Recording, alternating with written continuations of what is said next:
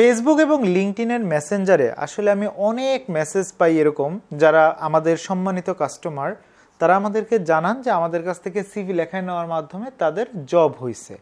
But ultimately CV লেখায় নেওয়ার মাধ্যমে কি জব হয়? সিভি লেখায় নিলেই কি আপনার জব হওয়া কনফার্ম, বা জব হওয়ার সঙ্গে সিভি রাইটিংয়ের রিলেশনশিপ কতটুকু? সো যারা আমাদেরকে জানান, যারা আমাদেরকে ইনফর্ম করেন যে সিভি লিখে নেওয়ার মাধ্যমেই তাদের জব হয়েছে, সো তাদের প্রতি তো আসলে আমাদের শুভকামনা, ধন্যবাদ এবং কৃতজ্ঞতা সবটুকুই থাকবে। কিন্তু আমি সবার জ্ঞাতার্থে একটা কথা বলতে চাই যে এইখানে সিভি রাইটিংয়ের ভূমিকাটা আসলে অত মুখ্য না। মুখ্য ভূমিকাটা কিন্তু আসলে আপনি মেজর রোল প্লে করেছেন। আমাদের কাজটা কি?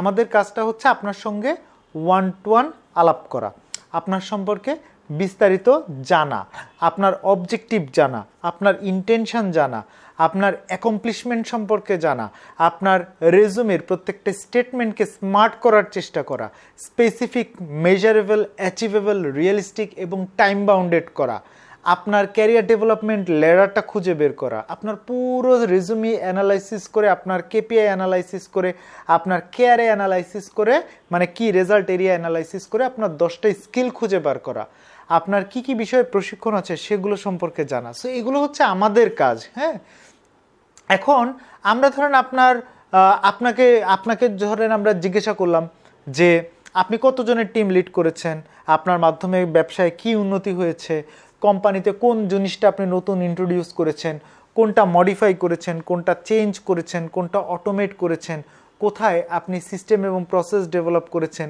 আপনার মাধ্যমে কোনটা অটোমেট হয়েছে, আপনি কোথায় কস্ট অপটিমাইজ করেছেন, কোথায় ভ্যালু অ্যাড করেছেন। আপনি কোনোটারই কোনো উত্তর দিতে পারছেন না।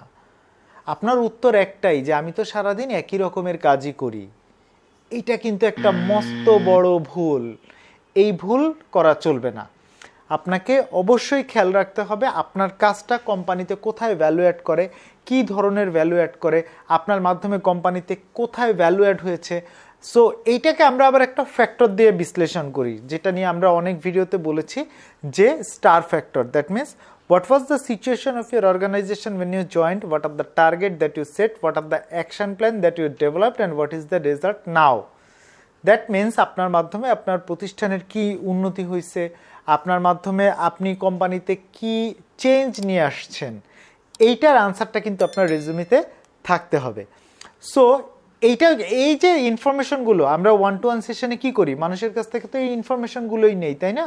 কারো কারো ক্ষেত্রে হয়তো 8 minute, 10 minute, 15 minute, 20 minute, 25 minute, 30 minute, এক একজনের এক্সপিরিয়েন্স এক এক রকম থাকে, এক একজনের সঙ্গে কথা বলতে এক এক রকমের সময় লাগে। বাট যা কিছু বলার আছে সবটুকু কিন্তু আমরা মনোযোগ সহকারে শুনি এবং শুনে নিয়ে কিন্তু আমরা তার রেজুমির কাজটা করে দিই।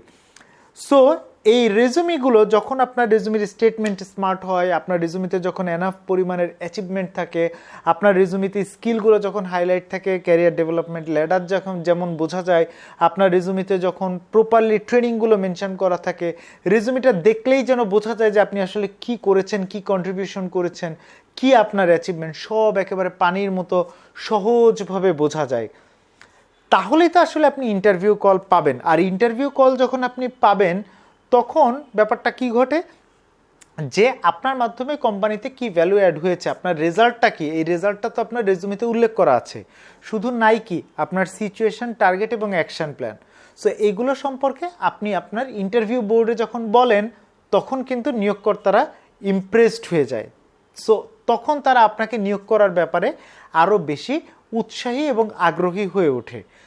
আমরা প্রফেশনাল রেজুমে রাইটিং কোম্পানি, আমাদের কাজ আপনাদের সাথে ওয়ান টু ওয়ান কথা বলা, আপনাদের অ্যাকমপ্লিশমেন্টগুলো খুঁজে বের করা, আপনাদেরকে বিভিন্ন রকমের প্রশ্ন করে আপনার চিন্তাটাকে জাগিয়ে তোলা, এগুলো হচ্ছে আমাদের কাজ। সো আমরা এইটার মাধ্যমে আপনার কাজকে প্রপারলি প্রেজেন্টেশন করে দিব, দ্যাটস ইট।